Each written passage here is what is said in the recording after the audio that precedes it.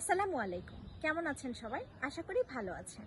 আমি তালুকদার মমতাজ জাহান, নোয়াখালী বিজ্ঞান ও প্রযুক্তি বিশ্ববিদ্যালয়ের শিক্ষা বিভাগে অধ্যয়নরত। আজকে আমি আপনাদের সামনে তিনটি বিষয় নিয়ে কথা বলবো: সাধারণ শিক্ষার্থী, এভারেজ লার্নার, বিশেষ শিক্ষার্থী, স্পেশাল লার্নার্স এবং স্পেশাল লার্নার্সদের নিয়ে সমাজের মানুষদের ধারণা। সে বিষয়গুলো আপনাদের সামনে এখন তুলে ধরবো।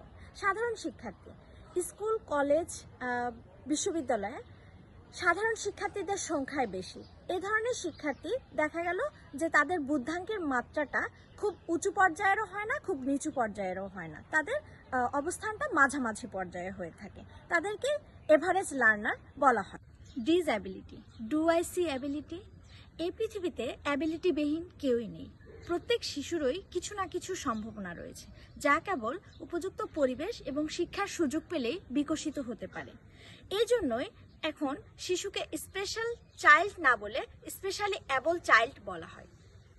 স্পেশাল লার্নার্স মনোবৈজ্ঞানিক চেতনায় পরিবার, সমাজ এবং বিদ্যালয়ে আগত যে সমস্ত শিক্ষার্থী সাধারণ শিক্ষার্থীদের মানের তুলনায় কম এবং তাদের ক্ষেত্রে বিশেষ যত্নবান, সৌহার্দ্যপূর্ণতা এবং তত্ত্বাবধান পরিবীক্ষণের মাধ্যমে তাদেরকে সমপর্যায়ে নিয়ে আসা, এই ধরনের শিক্ষার্থীকে বিশেষ শিক্ষার্থী বলা হয়।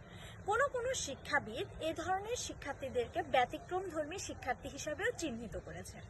এই শিক্ষার্থীদের তালিকায় তীক্ষ্ণ মেধাবী শিক্ষার্থীরা পড়েন, অপরাধপ্রবণ শিক্ষার্থীরা পড়েন, অটিস্টিক শিক্ষার্থীরা পড়েন, প্রতিবন্ধী শিক্ষার্থীরা পড়েন।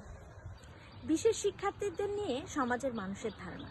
এখনও আমাদের অনেক পরিবারে বিশেষ চাহিদা সম্পন্ন শিক্ষার্থী রয়েছে, যে সমস্ত শিক্ষার্থীদের উপর বিরূপ আচরণ করা হয়, পাশাপাশি তার মায়েদের উপরেও। যেমন দেখা গেল ওই পরিবারে যখন কোনো আত্মীয়স্বজন বেড়াতে যায় বা কেউ যায়, সেই শিশুটিকে কোনোভাবেই সামনে আনা হয় না, সেই শিশুটিকে কারোর সঙ্গে মিশতে দেওয়া হয় না এবং দেখা গেল সেই মাকে প্রতিনিয়ত কটূক্তি কথা শুনতে হয়।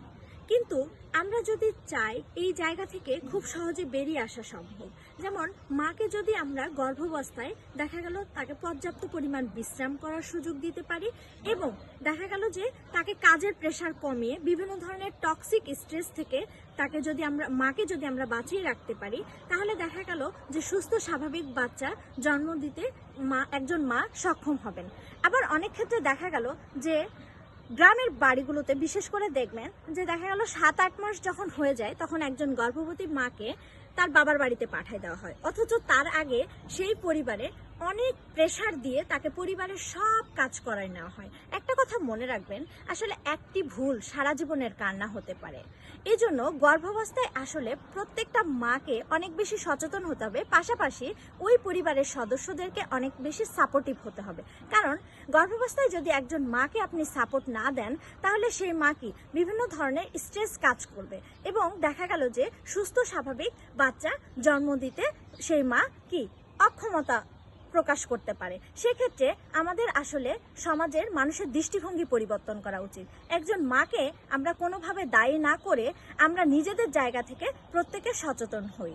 আর এই বিষয়ে যদি আপনাদের কোনো মূল্যবান মতামত থেকে থাকে, সেইটা আমাদের লাইক কমেন্টের মাধ্যমে জানিয়ে দিবেন। আর এই বিষয়ে পরবর্তী বিশেষ চাহিদা সম্পন্ন শিক্ষার্থীদের নিয়ে পরবর্তী আমি আরও কিছু ধারাবাহিকভাবে ভিডিও আপনাদের মাঝে আমি শেয়ার করব। ধন্যবাদ সবাইকে। আল্লাহ হাফেজ।